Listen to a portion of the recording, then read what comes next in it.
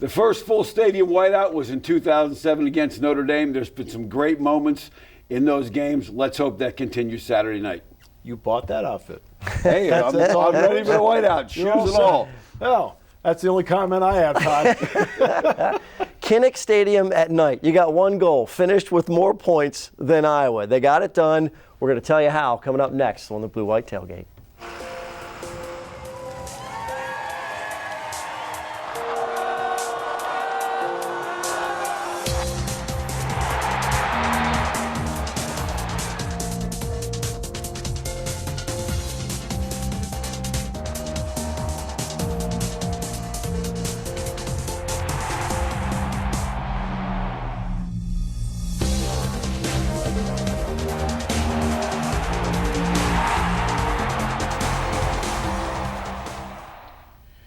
And we welcome everyone to the Blue White Tailgate. Great to have you with us on the show today. Coming up, we'll talk with Todd Sadowski and Jay Paterno. But first, the PSECU update desk, and Josh Sperber is standing by.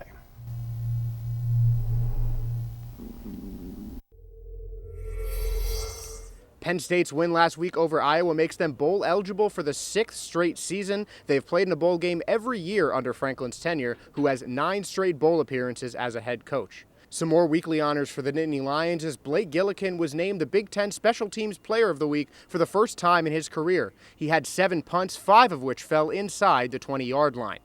Yetur Gross-Matos was named a quarterfinalist for the Lot Impact Trophy, an award given to the player who makes the biggest defensive impact on and off the field. After tomorrow's whiteout, Penn State will play Michigan State. The game time is now set for 3:30 p.m., and it will air on ABC. Thanks so much, Josh. Appreciate it. Now, Penn State, 2:31 to go in the game. Took the ball, kept the ball. And for Stephen Gonzalez to the offensive line, a big step forward. It was a good feeling to be able to execute the 4-minute offense like that, especially when we work on it every week. And, we prepare ourselves each week for situations like 4-minute and 2-minute. So it was finally like a great moment to but to finally execute it and finally to end the game kind of on our terms. Exactly, and that's exactly what they did. So, guys, let's look back on the game. Todd, as you watched it play out, what did you think about how Penn State played and how they won it? Well, it wasn't pretty. I mean, it was, it wasn't a thing of beauty, but it never is when you go to Kinnick Stadium, as I mentioned at the Open. Look, you're just trying to finish with more points. I think it played out a lot like the first half of the season did. The defense holds you up until Sean Clifford can get settled in. It's his first real road test. I mean, the Maryland test wasn't much of one, and so he needed a quarter, Jay, to get ready as a road quarterback. That's a monumental moment, really, for a young quarterback.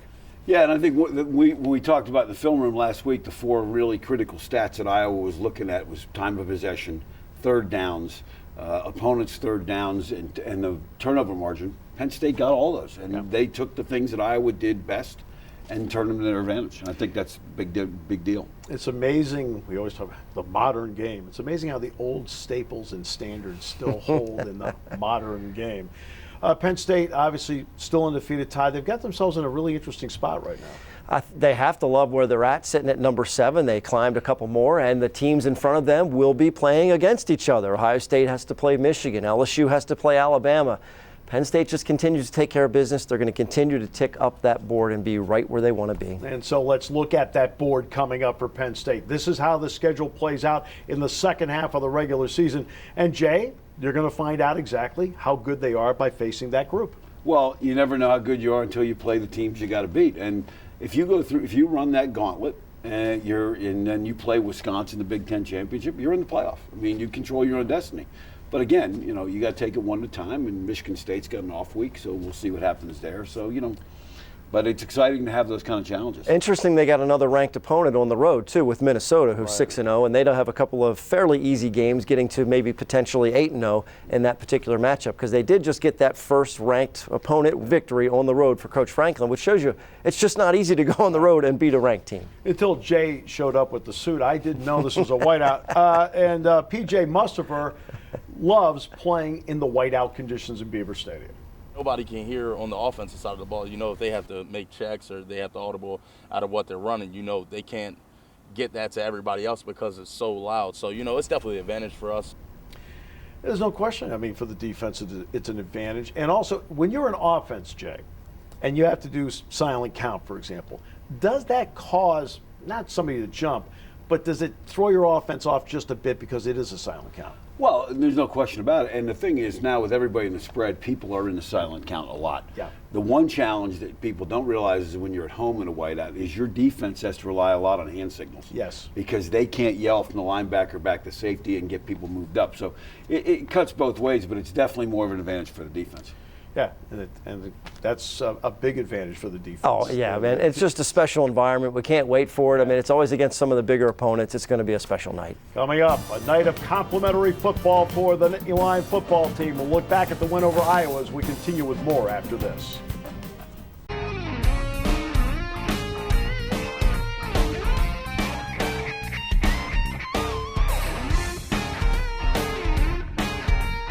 All right, welcome back. Penn State winning the game over Iowa last Saturday night at Kinnick Stadium in Iowa City, 17-12. And a lot of elements come together. There are a lot of ways to win. And, Jay, this was an old-fashioned type of win. Well, they ran the ball 52 times, only threw it 24, controlled the clock. Didn't turn the ball over, and you know what? You do that, you're going to win most every game you play. And Todd, it's referred to as complimentary football. I mean, as you can see the numbers. Absolutely, and the offense didn't really get the job done when they had a long field to work with, but boy, when the defense gave it to them, they got the job done, and that was really, really, really important. Boy, that third down conversion statistic, guys, has really flipped, right? And then Blake Gillikin deserves a lot of credit. 5 punts inside the 20. So you don't turn the ball over and you pin them inside the 20. Good things continue to happen. Looked like your wedge game when you dropped the ball, 2 feet from the inside the cup 20 every feet. time. Yeah, exactly. Unbelievable. And not only that, he spins the ball. Backspin. Just unbelievable. Always fix my divots, boys. Always fix my divots. And you have plenty of them. That's right. That's the problem. I don't know how to fix one. I've never been there. All right, so time now for our Planet Fitness Defensive Player of the Week. And what a ball game he had. Brought to you by our good friends at Planet Fitness. And our Defensive Player of the Week is Robert Windsor. Pressure up the middle. He was in on Nate Stanley, felt like all night long, including that sack right there. And Robert Windsor had himself a big ball game. Yeah, and if you want to get to the defense, you could also talk about Blake Gillikin being a guy that would certainly play in that, but Windsor really took over. How about the position group of the week? I mean, the tackles were great. Shelton did a great job. They're good run stuffers. I mean, they just did an excellent job, and Windsor certainly leading the charge from the defensive tackle position. And what they did was they took away Iowa wants to run the football, right, to set up the pass. Penn State took that away, Todd. Well, when you make Iowa one-dimensional, we talked about that with Nate Stanley. He made some mistakes the week previously against Michigan. He's not a mobile guy. When you can keep him in that pocket, he feels the pressure. He knows he can't hand it off and run the ball. What other options do they have? I mean, Iowa's offense is not electric, and they've proven that the last couple of weeks against some good defenses. Penn State wins the game 17-12, 10 points off of takeaways in the game. P.J. Mustafer forced a fumble. Penn State got a field goal out of that. And then Jaquan Brisker with the interception. That's what you're talking about, the complementary parts in the game, Jay. Well, that's the ball game. And, you look at how they handled Iowa's offense. Iowa came out early in the game. They were moving the pocket, getting Stanley outside, and they got off that a little bit, and Penn State made some good adjustments. But, it came down to those 2 turnovers without question. And anytime you give somebody 10 points, that's as good as against a defense as good in as a Penn low-scoring game, too. I mean, this isn't a high-scoring game. You give them 10 points, and like you said, that's the ball game right there. Bobby Rahal drive of the game, brought to you by our good friends at Bobby Rahal Honda here in State College. It starts out with one of those takeaways. Jaquan Brisker, here's the pressure from Windsor. We just highlighted him, bang, and there's Jaquan Brisker, his first career interception. The Nittany Lions take over at the Iowa 35. 8 plays later, it is Noah Cain, his 6th rushing touchdown of the season, capping off a 102-yard rushing performance for him. That made it a 2-score game at that point, and that 2-score margin came into play in this game. Well, I thought 8 points, when they had the previous touchdown, and we'll get into that later. Right. I thought they got to 14-6. Sitting at home, I said, well, it's over if it's more than a touchdown. So I think no question about that. You know who didn't see that interception was Nate Stanley. Did you see at the end of no that play? question. Oh, no question. Buried. All over him and buried. He did not see the end of that play. And we talked about the short field. And the offense didn't do a lot, but they did enough, and they made sure to punch it in there for the 6 points and for the touchdown, which was critical. And obviously Noah Cain with a heck of a game. Yeah, in the first quarter, they had a 41-yard. They started from the 41-yard line after a bad punt by Iowa. So they've got what they want, and they did nothing with it. And as James Franklin said, they played like a young team in the first quarter.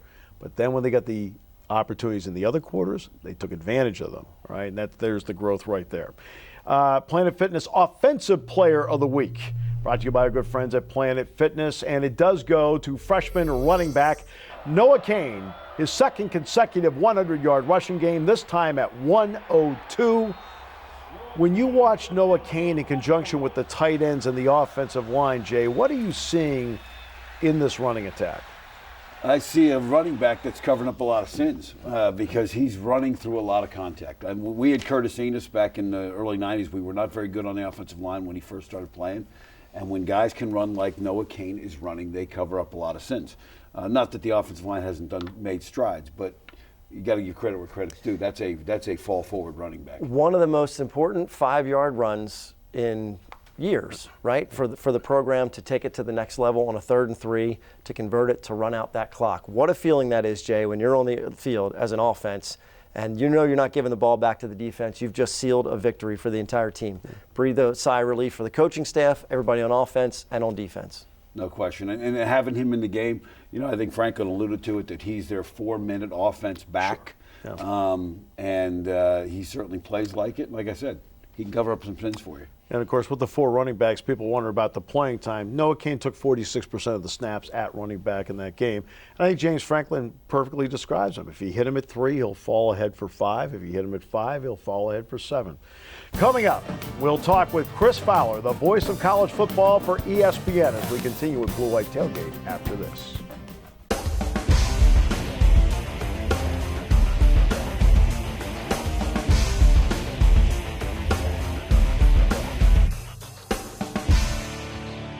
Welcome back, and very pleased to be joined by one of the true outstanding voices of college football, Chris Fowler. Chris, welcome. Great to have you with us. Awesome to be with you guys. Can't wait for the whiteout. Had the privilege of doing a few of those, and I've been thinking about it basically all week. So very, very hyped to get over there. Yeah, it's interesting because Saturday night, Jack Ham and I were sitting at Kinnick Stadium, and they had a stripe out, and Jack said, look, the pros don't have things like this. You are around the best atmospheres in the country. How healthy is the game just based on the crowds that you see week in and week out at the big games you do? Yeah, it's hard to judge the health of the game based on things like the whiteout or Tiger Stadium at LSU last week, where we were when the Gators came in there. That place was rocking, and I think Penn State's hands down best atmosphere north of the Mason-Dixon. Some of the southern schools would take issue with that, but no, I think that. You go to a Penn State whiteout and you feel great about the health of the sport. You feel great about the health of the program, which is why Franklin always tries to maximize the recruiting advantage. And, it's very telegenic. Our director absolutely loves to direct the whiteout. Blackouts are terrible. There's just no comparison to how it looks on TV and how it feels. And I had very good long talk with Guido Gilly yesterday, and man who created the whiteout. And I want to talk more about that when I'm over there and post some little videos and talk more in the game about sort of the genesis of it. And I just think there's great power in unity and that show of unity, that show of pride in a unique way in the sport. I think, they don't have a winning record in whiteouts, which is because they're usually playing a good team. But I do think that it can certainly rattle an opponent and has done so. Chris, Jay Paterno, knowing your background like I do a little bit, talk a little bit, if you can, just for people here in Happy Valley, about how you kind of got hooked on Penn State football, having lived here when you were younger. Yeah, 1974 season opener against Stanford. My dad was in the faculty. We had just moved to town. I had never seen a college game in person. And faculty kids could get season tickets for $6 and $1 a game, and so we would use one to get in, pass the ticket stub through a chain link fence. Security was a little lax then. And so we could see 4 or 5 guys in on one ticket, which made it about a quarter a game, which is really a bargain. And we would just sit down there in the end zone, the open horseshoe at that point, and I was just taken with the atmosphere. Never seen anything like it. As you might remember, Jay, that was not a particularly dynamic Penn State era. It was sort of post-Cappelletti, post-Franco, dynamic offense. And Tom Donchez was the running back there. They gave it to him 35 times, and they ground out victories. But the comeback win against Stanford, the opening game of that season, is something I'll never forget. And it sort of set me on the path to doing this career because it made me fall in love with college football. And we were there for 3 years, and I became a big Penn State fan, cheering on the 2 championship seasons until I got into the sport and covered it, and you sort of got to check that at the door. But yeah, Penn State football is sort of the reason why I do this. Chris, I know you'll be on a media credential, so you won't have to pay the $6. The fans are going to pay a little bit more than $6 to get in. Look, you mentioned. Well, I bought 4 tickets for the game for family. If I promise you, they're more than $6 for a season. But it's a bucket list thing, man. My brother's coming, my brother-in-law, a couple other friends who've heard about it, seen it on TV, never witnessed it. So we're all making a caravan over there and making a weekend out of it. And yeah, I'm going to be working, but they're just going to be taking it all in. And that's just an example of people who are not Penn State fans necessarily, but want to just experience it one time. That's the stature that it has in the sport now. Yeah, that's awesome. It's going to be a great experience for them, I'm sure. But, you talked about Coach Franklin and this program. What kind of team are they going to see? He talked about getting this program to the elite level. Do you see a championship level roster? And if not, what is missing from the Nittany Lions to get to that point? I didn't think so when I saw the Pitt game. I was there broadcasting that earlier in the year. I didn't think they got Hamler involved a lot. I think you have to have KJ to sort of bridge that gap between the top teams and Penn State. For me, if you don't have dynamic playmakers, I mean, look at the 4 receivers Alabama has, look at the guys Clemson has, Ohio State, I think you have to have guys. That's what Notre Dame has been lacking. That's what Brian Kelly talks about. James Franklin doesn't necessarily address that, but I got to find guys who can change games in one play. KJ is that guy. Wasn't terribly involved against Pitt. I think he had 3 catches. Needs to be heavily involved to make Penn State an elite team. I like where Cain is coming along. I think they're finding a guy at running back who's a terrific, tough downhill runner.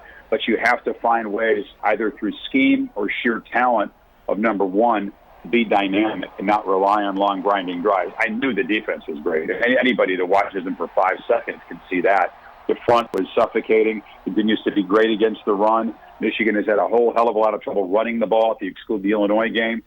I wouldn't expect the Wolverines to be able to run up and down the field so they can make life tough on Patterson.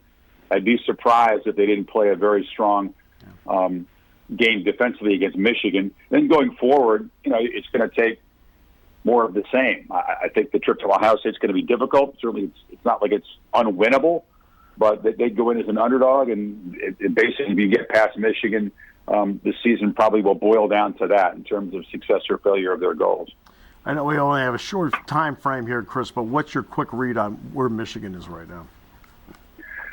Well, I mean, incomplete team, unable to sustain, consistent effort for a whole game. The Iowa game was a good one. They suffocated with the pass rush. Offensively, they didn't turn the ball over. But then they take a step back against Illinois. The fumbles are just mystifying to me. Patterson does not look like he's confident and letting it fly the way I think he did at Ole Miss and the way he's done at times in his Michigan career. It looks like a tentative quarterback that's not filled with a ton of confidence. I mean, defensively, they're still real. They still are fast and long and athletic. They can make life tough. I think they'll make Penn State really earn it. I don't think it's going to be a shootout. I don't think the Lions can move up and down the field. But, I guess you're wary of a team that is young-ish in places. Not on the offensive line has been what's been mystifying to me because they're not young there. They're veterans, and they struggle to run the ball. But defensively, be careful because the Wolverines are hitting their stride there, and I think are very capable of making life tough on Penn State. Again, there's a team that's been criticized, a ton of negativity. They have the one loss against Wisconsin, which doesn't really at all affect the East race and affect their goals. So they can sort of circle the wagons and maybe feed off of some of that negativity and put together a big performance. That's what they're hoping, obviously, with the visit to Happy Valley, home game against Notre Dame next week. These 2 weeks will sort of define the season for Michigan. So you got to be careful about writing off a team like that. Chris, tremendous respect for your work. We really appreciate the time you gave us today.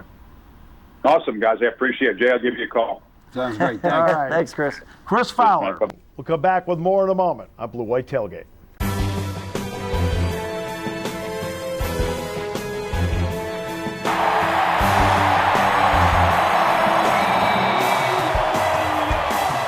All right, we'll pick up where Chris Fowler left off. We're going to talk more about Michigan here and get into them. They're off to a 5-1 start, but at this moment, does anybody know how good they are? No, I don't think you do. And I think they're looking for an offensive identity.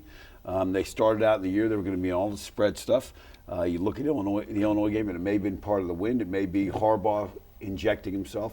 Fullback's back, 2 tight ends are back. So it looked like they're trying to get back to what Harbaugh knows. Well, first off, I could listen to Chris Fowler all day long, by the way. I mean, I had to get one question out. And if he's ever here in person, no offense, you kick me off the set, I'll just sit and watch. I mean, it was great talking to him and great insight. You know, Jim Harbaugh, I think Michigan is a little weird this year's team getting to read. And Coach, I don't want to call him weird, but he's tough to read too. This is an intelligent guy, right, who doesn't really give you much in press conferences. I mean, I've been calling him Jim Harbaugh all week long because he just doesn't tell you much about what's going on. And, you know, it's weird because people thought he would burn out in Michigan and burn out the staff and burn out the players. But he's really mellowed out, it seems like, as far as off the field and that type of deal. But it's hard to get a read on what he's trying to do on the field also. He brings in Josh Gaddis, and he says, here, go ahead and take the offense, do your thing. And then now he's putting in, Jay, as you've said, and you'll show in the film room even more, he's putting the Harbaugh touchback into stuff. So it's kind of weird to catch what we're at with the Wolverines. But they are bringing talent. That's what we do know. Well, they still walk in 5-1. And here is our Jim Harbaugh coach's file, brought to you by our great friends at McClanahan's Penn State room. And you can see what he's accomplished during the course of his career, including getting the 49ers to a Super Bowl, getting Stanford to an Orange Bowl. And he's trying to do the same thing at Michigan, and that's what he's done so far. And yes, he still catches passes in the pregame, as you can see there. So that's what he does. Good concentration there. He's really focused on the because ball. he's locked in. Locked in. James Franklin, obviously impressed by what Josh Gaddis did for him at both Vanderbilt and Penn State, and talked about his transition to Michigan. I would say in some ways they're probably more familiar with us than we are with them because Josh didn't leave right from Penn State and go there. He's had other experiences. He's had other influences. Well, Zach Charbonnet has 2 100-yard rushing games. They have talented receivers in Donovan Peoples-Jones, Tariq Black, Ronnie Bell. He can go on, Nico Collins. But the trigger guy is Shea Patterson. When you look at him, Jay, and I'm not going to give away what you're doing in the film room here, but when you look at him, what are some basics that you're looking at with Shea Patterson? Well, I think Chris Fowler alluded to, is he comfortable? I mean, we're going to know pretty soon by the middle of the first quarter, second quarter, is he in a rhythm? Can he set up his feet? And again, it's a little different challenge for Penn State because he's not going to be stationary in the pocket like Stanley is. He's got the ability to run, but if he comes in here and gets going, it could be a long night for Penn State.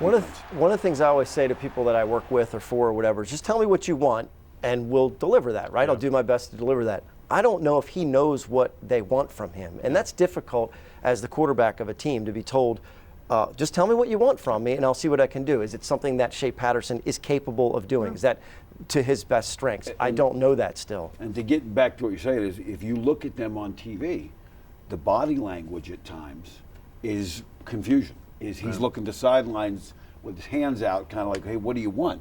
So if you see that Saturday night, that's a good sign for Penn State. Well, and then you look at the talent on the Michigan defense, and there's a lot of it. Uche, Kwity Paye, Kalike Hudson, Lavert Hill, Josh Metellus. Keep going through the list. They've got talent. Steven Gonzalez knows it's going to be a big challenge for Penn State up front. It gets tough when you have so many guys coming up on the ball, backing up, coming up, and they send different guys that you don't even think are going to come, but they come. So it's very confusing, and it's a lot to handle, I guess you could say. But that's what the film is for, so that we can get prepared, and that's what practice is for, so that we can see those looks and be prepared for it. They played a lot of man over the years. They still play a lot of man, but Jay, they also mix in some zone. Well, I think they're finding that, when you have a running quarterback, they came in here 2 years ago and said we're going to play all of our man, and McSorley got loose, and they got in the Wildcat, and Barkley got loose, and they didn't know how to handle it. So I think they've made some adjustments. And I think they've made some adjustments because they're not getting the same kind of pass rush from their down 4 guys. And we'll talk about some of that in the film room. They've got some, experienced guys too. Lavert Hill, a senior, Glasgow, a linebacker, is a graduate student. So this is a team with a lot of experience that is coming into Happy Valley. Yeah, still to come on the show, by the way. We still have the aforementioned film room to come. Going to take a closer look at some of the matchups in this game as Penn State gets ready for Michigan in the showdown at Beaver Stadium. So we continue with more after this.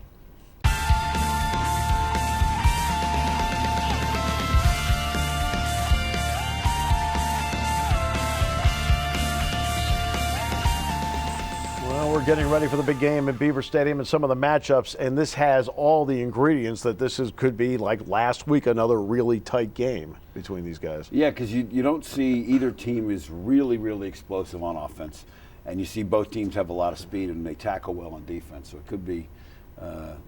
I'm not going to give you any betting advice, but I don't know that we'll see a whole lot of points. Well, the odds makers have been right on the last couple of games, right? For Penn State with Purdue, 28 points or thereabouts, and then 3.5 or so for Iowa. They're a mild favorite against Michigan, and yeah, I mean, I think it's going to be a key to see who can get a big play, who can bust one out, and see if KJ Hamler can get one started. The last couple times against Michigan, been able to bust a couple of big plays. We'll see if they can get one in this one. So, all right, the tail of the tape brought to you by our great friends at GoPSURV.com. Bring your own green M&Ms, by the way. Sadowski. All right, so here you are. Here's the Penn State offense, what they've done on the left, big numbers. Small numbers on the right, that's the Michigan defense.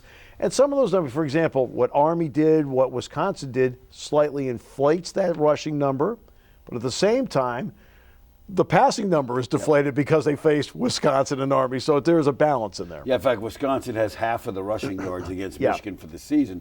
Penn State's running the ball well, but Wisconsin's on a whole nother level. So, but again, Michigan is going to come in there, they're going to try and make Penn State throw the football. They're going to pressure the outside wideouts and see if Clifford can throw the ball between the hashes and make big plays. One of the matchups that we're looking on is not even on the field. It's the coaches, right? Yeah. The defensive coordinator for Michigan, Brown, and Ricky Ronnie for Penn State, the offensive coordinator, to see what these guys are going to draw up for the week with different kinds of schemes. You've talked about, some of the stuff that Coach Brown may have to do, indicating personnel. And look, Penn State has been really grinded out on some of the longer drives. We'll see if they're going to maybe go deep or pressure a little bit, stretch the field a little bit. Which brings up that matchup of the Penn State offensive line against the Michigan defensive front. How do you at least view that going in?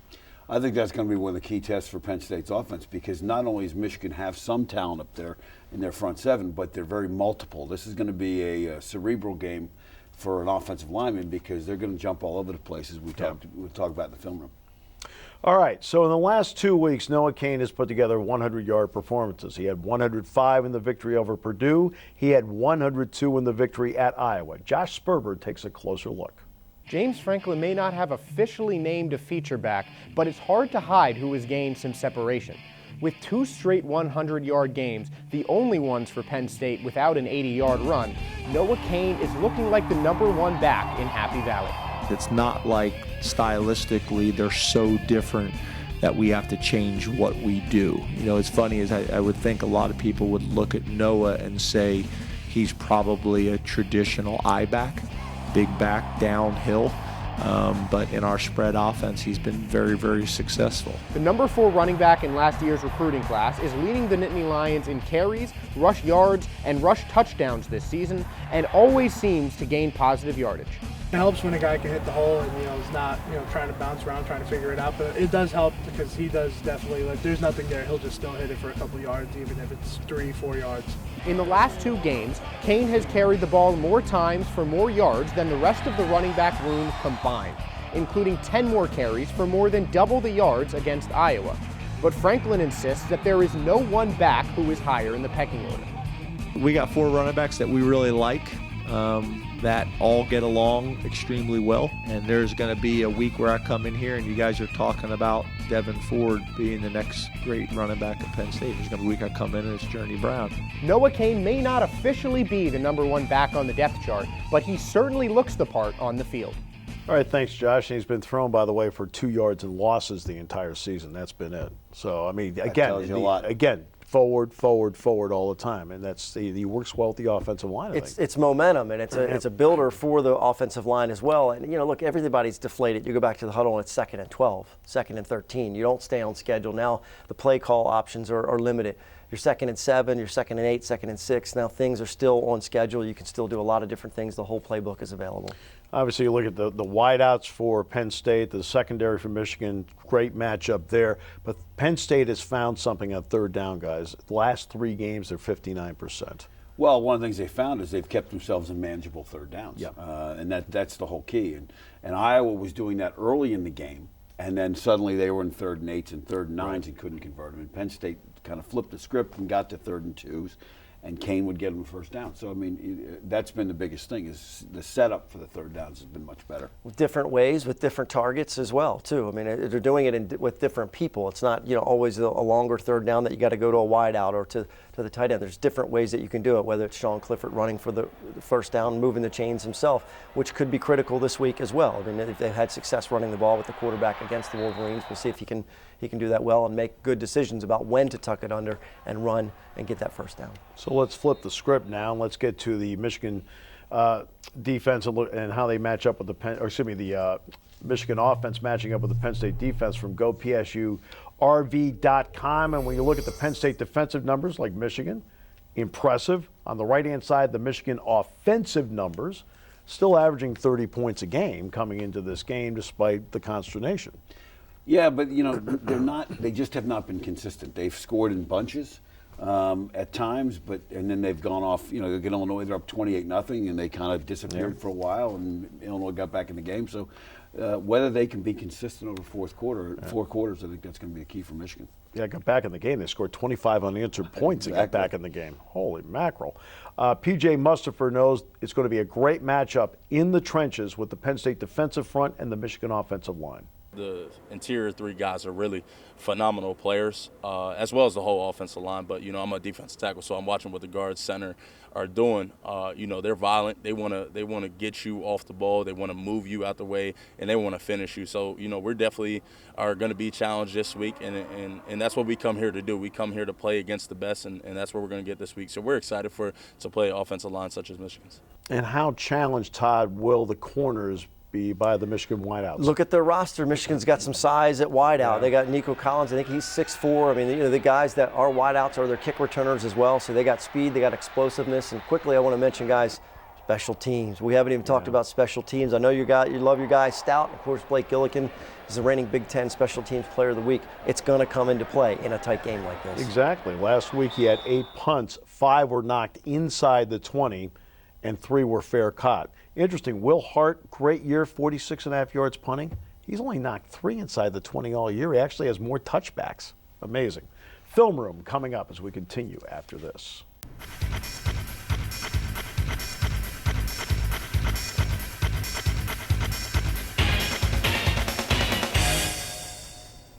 We are back on the Blue White Tailgate. We're headed into the film room. Remember Billy White Shoes Johnson, of course? It's Jay White Shoes Paterno. He's got them. He's wearing them today. This is all brought to you by Beer Belly's Beverage as we are going to look at the Michigan-Penn State matchup. And, Jay, we're going to start with Penn State's offense and Sean Clifford, sophomore quarterback in his first whiteout as a starter.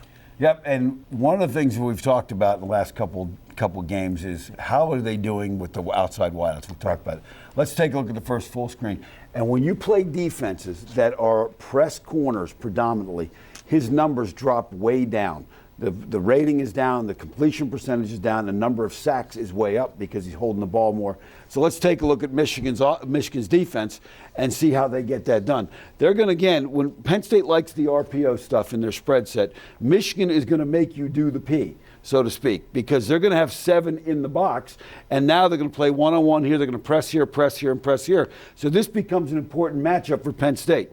So take a look at this on the video. What they end up doing is you see they press those wideouts on the outside, and if Penn State's receivers can't get off the bump on the outside, it's going to put a lot of pressure on the inside on KJ Hamler, and he's going to have to come up big.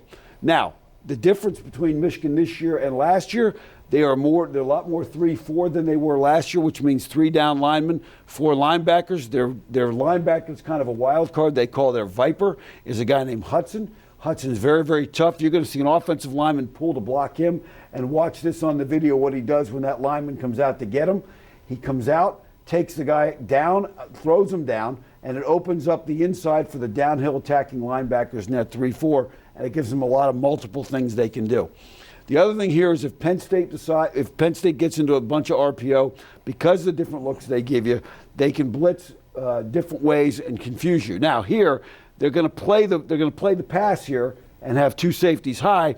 Now, he's going to read this, and this guy's going to play the quarterback. He's going to play the back, and also the safety's going to come downhill on that play. Take a look at this from the video. Again, quarterback is reading the end. The end plays outside. He gives it. There's the linebacker coming in to make the play, and again, that kind of screws up your reads. Last week against Iowa, the operation on the punt team for Penn State looked slow. Looked like they almost got a few blocked. They were very close. Michigan is going to have a lot of speed rushers. I would anticipate they're going to come after that and try and get one. And take a look what happened to Illinois last week. And again, this was a 14-0 game at that point. They came right up the middle with some speed. And if Gilligan's at all late, and if you're at Michigan, you want to try and flip the field because he's so effective pinning you inside the 20, I would anticipate Michigan's going to go all out and try and get one. And that may open up a fake, too, as well. Could be a close game, field position, momentum. A lot of things change with a blocked kick like that. All right, so let's flip the field now, and let's take a look at Michigan's offense against Penn State's defense, which has been very stout all year. Very stout. But let's take a look at the numbers as to who's Penn State's played so far. Has not been a great offensive team they've played yet. In fact, there's 130 teams, so they're generally playing teams that are in the bottom half of their class, so to speak, but Michigan falls right into that. And let's take a look at what Michigan's now doing. Michigan started the season with a new spread system and doing a lot of things with 4 wideouts. Last week against Illinois, I think the first 10, 11 plays, they ran the football. The fullback, Mason, is back in the offense. And take a look at how they're going to use him on this video. He's going to go north and south, and he's going to kick this linebacker out. The back cuts underneath, breaks a tackle, and now he's got a touchdown. And again, they're going to try and be more physical than they were early in the year, so I anticipate them to try and come after it. Now, again, showing you how physical they are, they're going to try and get in different formations. Here they're going to put 2 tight ends over here, 2 wideouts of the field, and because the wideouts are good, you've got to tilt the coverage that way. Here's your defensive back who suddenly becomes a support guy, and take a look on the video what happens when a big man meets a small man at the point of attack. It's not pretty for the small man most of the time. And there again, they're just kicking you out and getting north and south, being physical.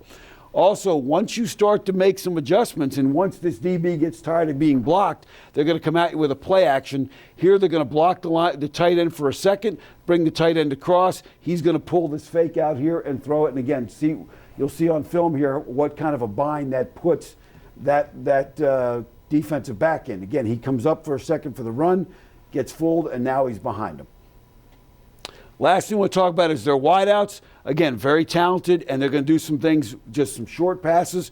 They're going to bring 3 to a side, and they're going to get up and back in the linebackers. So take a look at the video on this one. Inside guy goes on a 14-yard in. The other 2 guys run unders. The linebackers jump the underneath guy, and now you get a 14-yard completion that turns into a 60, 70-yard play. And those are the things that Penn State's going to have to avoid on Saturday night. Michigan likes to control the trenches. That's what they like to do. They're trying to get more physical. You could use a general in there. Yes. Could you not? All right, General Robert Nealon with Tennessee. This was a nice gift to your dad. Another relic from Jay Paterno. Tell us about this one.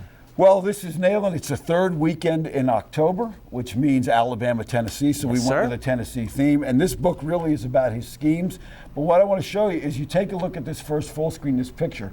For those of us that live in the YouTube age where you would get a video highlight before the game's even over, you can see what happened. This was what it was. In 1951, the newspapers would put a picture and label everything that happened. Little arrow with a path. Yeah, there you they go. would have a guys and all the names. This guy went there.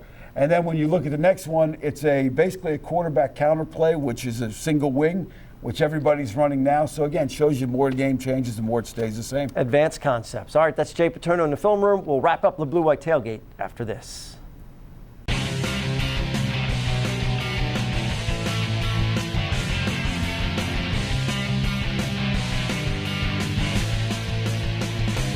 All right, welcome back. Great to have you with us as we hit the home stretch here. And So what does a whiteout mean for the area? What does the whiteout mean financially? Cha-ching. I don't want to get into Todd Sadowski's extensive contract with the broadcast facility. Economic impact. Yes, here we go. Courtesy of our good friends at Airbnb. Look at the numbers. I mean, this is what, the host income, what they get from Airbnb. More states are represented than ever. Number of countries represented. I'll tell you what I'm doing. We're gonna do this gopsurv.com and then let somebody rent our houses out. I think it's what we need to do. Come out ahead on that deal. Definitely come out ahead on that deal. It's amazing. All right, so now let's get to the good, the bad, and the ugly. I get the good this week, and I'll go back to what my opener was with Chris Fowler. Jack Ham and I were sitting at Kinnick Stadium, and Jack looks over at me as we looked out at the stripe out. And he said, you just don't get this in pro football. He says college football, college campuses, college atmospheres like that and like the whiteout in Beaver Stadium.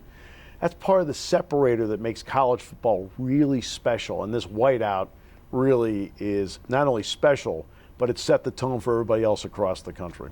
No doubt. All right, I get the bad, and I'm going to go with Maryland's secondary, who made Jack Plummer look like Jake Plummer. 420 yards throwing, 33 of 41, I believe, passing. This is the same Jack Plummer we just faced with Purdue. Lit up the Terps secondary. Who is playing defense for Maryland? Apparently, no one.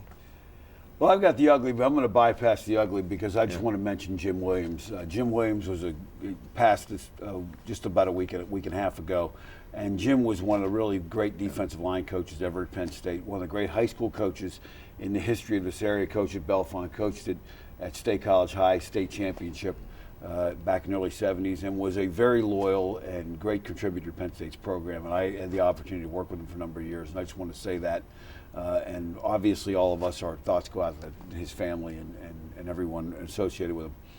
Now I go into the picks. Yeah, let's get into the picks. Brought to you by our good friends at the Center Daily Times.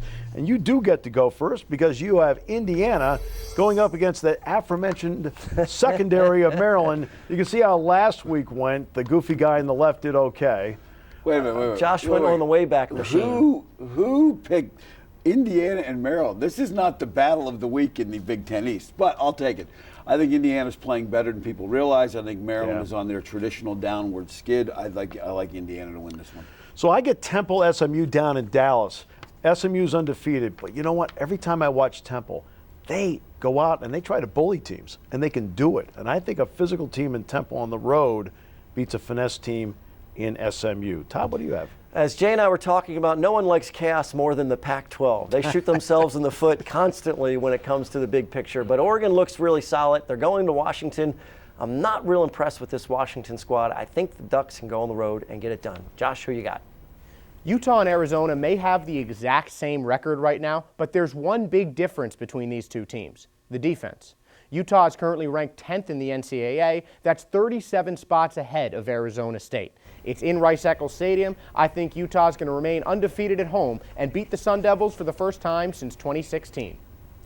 Why do I feel like Josh puts more research into his part than the rest of us? He's got a little graphic at the bottom with the teams he picked, so we all know. Graphics, oh, I'm doing. Wow, he breaks it down. I'm surprised there's not more graphics showing the breakdown.